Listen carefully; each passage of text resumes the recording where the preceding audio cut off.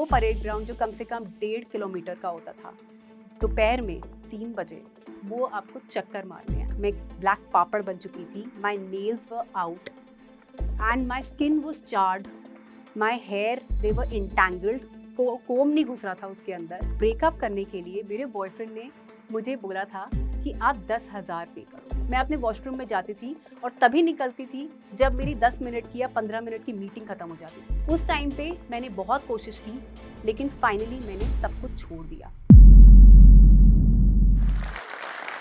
Hi, greetings to everyone. मैं आपको आज अपनी टॉक में एक ऐसी चीज बताना चाहती हूँ, स्पेशली जो होम मेकर्स हैं, जो लेडीज हैं, जो विमेन हैं, जो कॉर्पोरेट में काम कर रही हो या गवर्नमेंट जॉब में हो, जो घर पे हो या बाहर हो। This talk is going to make a difference to your life. Generally जो पहली मूवीज में लेडीज होती थी ना, उनके साथ हमेशा कुछ बुरा हो रहा होता था एंड हमेशा वो अच्छा करने की कोशिश करती थी, लेकिन फिर भी बुरा होता था। So all of a sudden अभी तक पेरेंट्स ने रियलाइज किया कि डॉटर्स को पढ़ के सिर्फ उनकी शादी ही नहीं करानी है, उनको कुछ जिंदगी में बनाना भी है, उनको इंडिपेंडेंट करना है, फाइनेंशियली भी, इमोशनली भी, एंड हर तरीके से जिसमें उन्हें किसी के ऊपर डिपेंड होने की जरूरत नहीं है। ऐसी ही एक अमेजिंग स्टोरी मैं आपके लिए लेके आ रही हूँ। So I joined engineering in Amritsar. मैंने अपना वहाँ पे बीटेक आईटी स्टार्ट किया एंड वो बहुत ही रूटीन लाइफ बन गई थी। अब टाइम पास कैसे करेंगे? So I made a boyfriend. So what he wants, what he doesn't want, वो सब मैं ध्यान में रखते हुए अपनी पूरी कॉलेज लाइफ निकालती थी। So basically I was a tamed elephant in his hands and I didn't know the power which was there within me. अब उसके बाद एक बहुत ही बड़ी ट्रेजेडी हुई। Out of the batch of 60 students, 8 students did not get through and उन 8 students में से मेरा नाम था। मैं जो डिग्री अपनी ऑनर्स में निकाल के रखा था, उसके बाद भी my name was there in the blacklisted students, जिसने कुछ भी क्लियर नहीं किया था। एंड उस टाइम मेरे को लगा that I used to think so high of myself, but actually I was nothing. Now my boyfriend he wanted to join the Indian army and वो भी काफी टाइम से 8th 9th टाइम पे conference out हो गया था। सो मैं उसके साथ एक दिन बैठी और हम लोगों ने डिसाइड किया कि हम लोग साथ में एप्टीट्यूड एंड एनालिटिकल पेपर्स करेंगे, क्वेश्चन पेपर सॉल्व करेंगे और साथ में एसएसबी की प्रेपरेशन भी करेंगे। I took my documents, I submitted them, I got my roll number and I sat for the prelims. मैंने अपना aptitude and analytical exam clear किया एंड मेरा थर्ड इंग्लिश टेस्ट चल रहा था, जो मैंने बहुत ही जल्दी खत्म कर लिया था and I still had half an hour to go. And then you know what happened? I saw this amazing lady officer wearing a white uniform. She had gold on her shoulders and she was wearing an emblem, a cap with an emblem, and she had a name tally and aviator glasses. And oof, I lost my head. मुझे लगा मेरे आसपास violins बज रहे हैं. What attitude, what personality. And all of a sudden I realized कि ये जो मैं पेपर दे रही थी ये इसी का था. And I was so angry on myself that how could I not take this opportunity so seriously? Results announced हुए and my boyfriend cleared it. No, he did not. Top second of the list was whose name? My name. I had cleared my prelims. Just imagine. And उसके बाद मुझे मेरा SSB का letter मिल गया and they said ठीक है, you will be called for SSB in the next 3 to 4 months. Now after this incident, my relationship जो 4 साल का था, it started going down the drain. And मेरे को ऐसा लगा कि हम दोनों के बीच में बहुत ज़्यादा ईगो क्लैशेस होने लगी थी एंड वो ईगो क्लैशेस से ऐसा हुआ कि मेरी एसएसबी से जस्ट 3 days पहले मेरा ब्रेकअप हो गया over a call and my parents were there and they saw that I was literally crying and sobbing and they didn't know what to do and उसके बाद my dad came to me and he just hug me and he said बेटा, I don't know if this is the right time to tell you this or not, but you deserve better and that better is right around the corner. Please don't let it go. And that was the time I realized, yes, this is my opportunity and मुझे ये clear करना है. And I cleared it in one shot, my SSB. And finally, a shy introvert girl was transitioning into a young Indian Armed Force officer. And it was very heavy for me. In fact, सबके लिए एक respect बढ़ गई थी मेरे लिए. Now after that, 15 days बाद मेरा इंडियन नेवल अकेडमी का लेटर आ गया that now I have to go to my academy for my training and उसके बाद all hell broke loose for us. We had to get up at 4:30 in the morning. We had to start running at 5 o'clock. हम 10 kilometre run करते थे, उसके बाद वापस आते थे, 100 पुशअप्स करते थे, 100 सिटअप्स करते थे, चिनअप्स करते थे, लेग्स ऑन वॉल करके हम आधा आधा घंटा खड़े रहते थे। उसके बाद वापस डॉर्म में जाते थे, रेडी होते थे, यूनिफॉर्म पहनते थे, क्लासेस के लिए जाते थे। उससे पहले ब्रेकफास्ट होता था and breakfast was not normal. We used to make square meals and then only eat a bite from the spoon. Every meal, every bite had to be a square bite. And उसके बाद हम लोग जाते थे अपनी classes, जो वहाँ से कम 2 किलोमीटर दूर था and we couldn't walk, we just had to run in squads. And जब हम वहाँ पहुँचते थे इतनी भूख लगती थी दैट हम जो पीनट्स और बिस्किट्स अपने साथ लाते थे वो हम लोग खाते रहते थे बीच बीच में। But if you are caught in the class eating you would get restrictions. और रिस्ट्रिक्शंस क्या होती थी?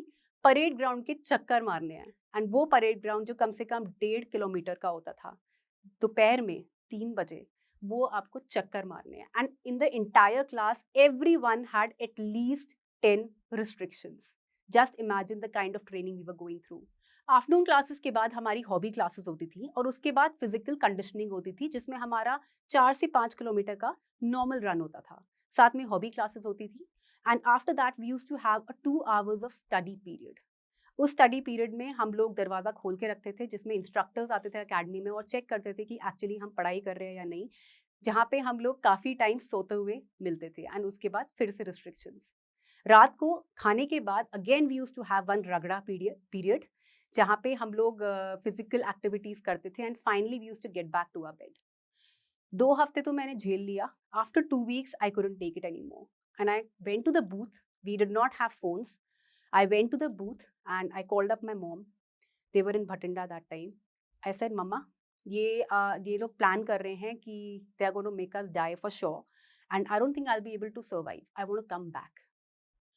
And my mom said, देखो बेटा, आपको आना है तो वापस आ जाओ, लेकिन सोच के आना कि क्या करने आ रहे हो वापस. Do you have a plan in mind? And I said, no. Do you want to get married? I said, no.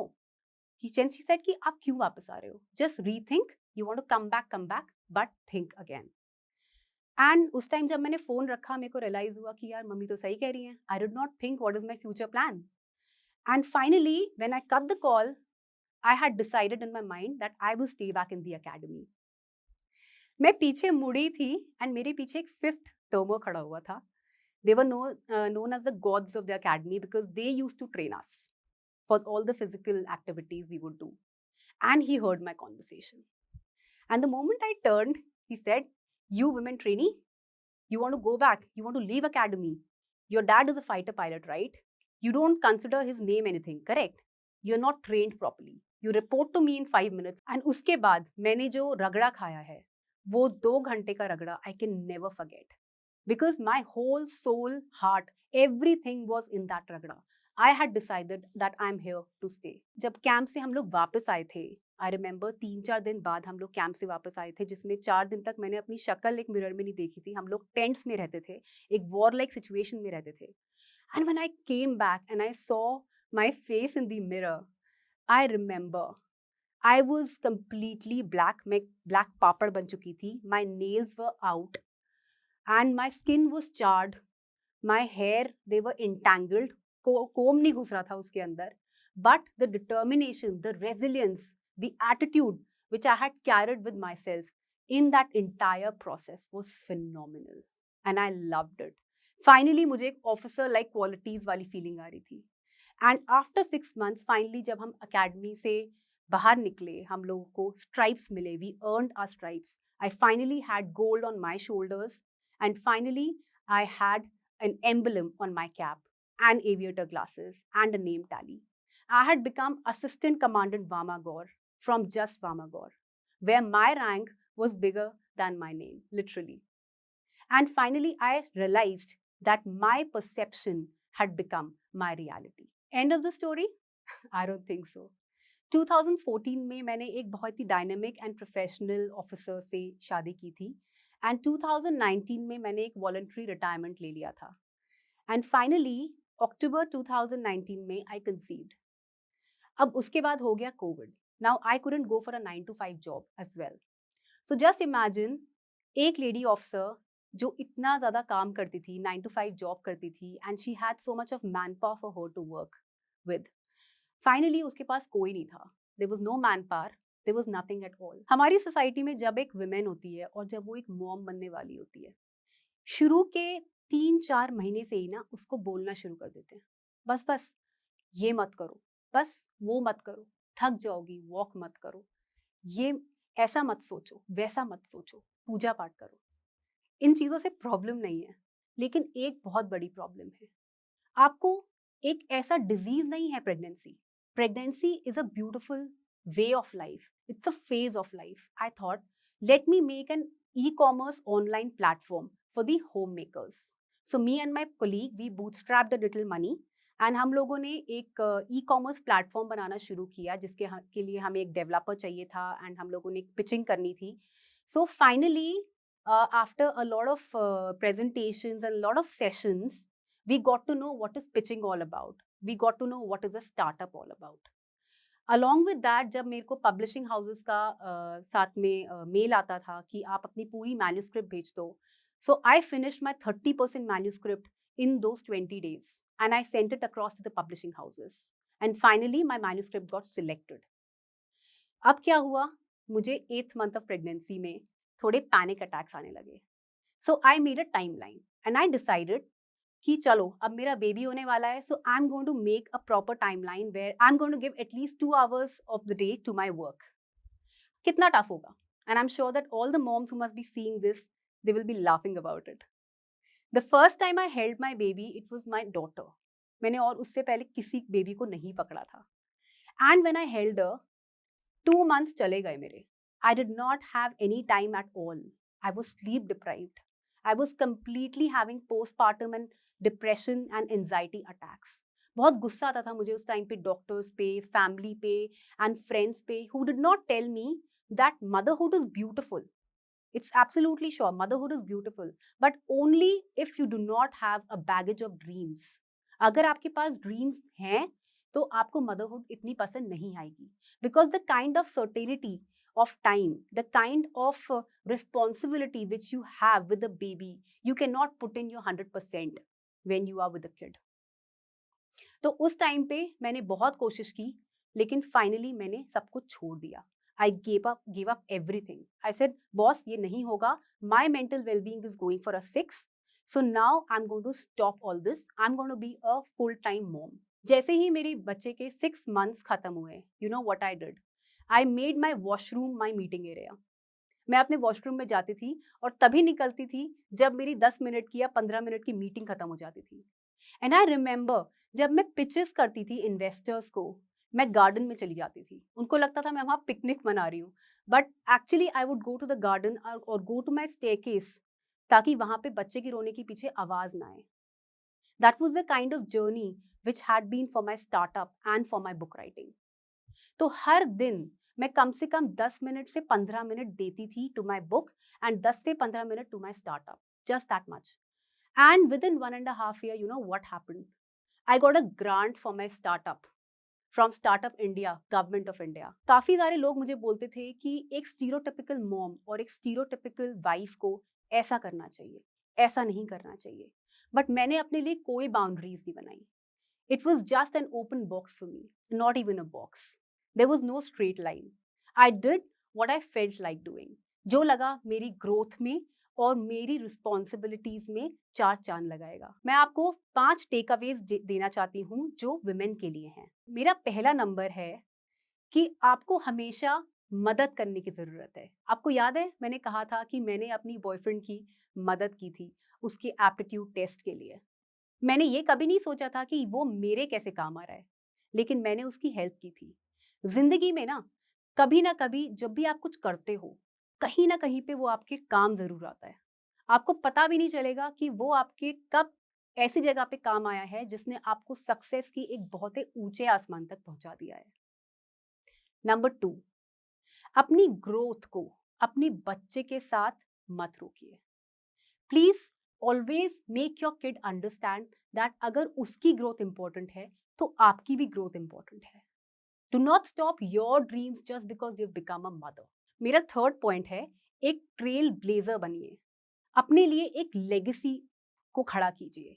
Don't think that आप क्या करना चाहती हैं, आप क्या कर सकती हैं, आप क्या नहीं कर पा रही हैं।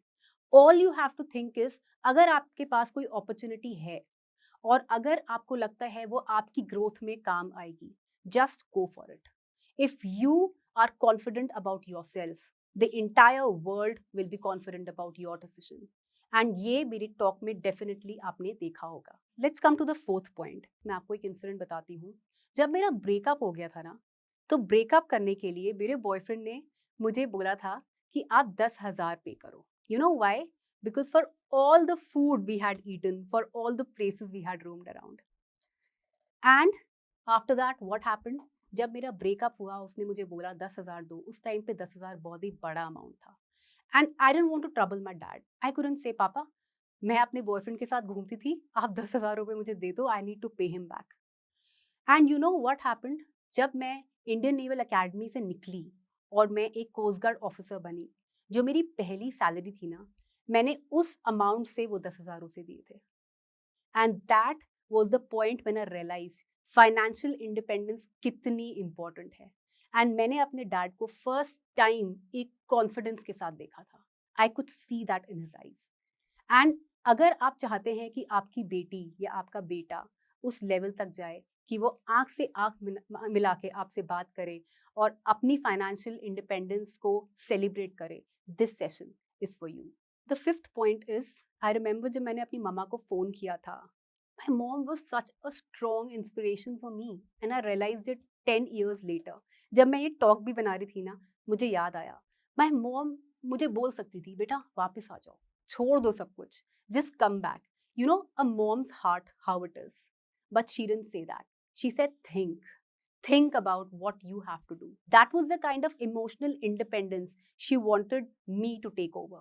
She wanted me to decide for myself. And that is what, as a parent, we have to do. अपने बच्चे को ऐसा बनाइए कि वो इमोशनल इंडिपेंडेंस, फाइनेंशियल इंडिपेंडेंस और सेल्फ डिपेंडेंट रहे। अगर आपका लड़का है, डजंट मीन वो कुक नहीं कर सकता। As simple as that. Please उसको कुकिंग सिखाइए, सेल्फ सर्वाइवल स्किल्स सिखाइए, because that is the need of the hour. आजकल लड़कियां उतना ही अच्छा काम कर रही हैं जितना कि लड़के कर रहे हैं। एंड ये शो देख के, ये सेशन देख के आपने ये सोचा होगा that if I have to cook for someone, the other person has to cook for me too. That is the kind of commanding and demanding relationship which we all deserve. And I'm standing here in front of you from a middle class background, a very introvert, shy girl, standing here giving an inspirational speech to you. If I can do it, then so can you. And a special thanks to Josh Talks for giving me this opportunity, for being here and standing here in front of you. And I'm sure that once I go back, today I will be ticking off a very major component from my goal list. Signing off, thank you, Jay.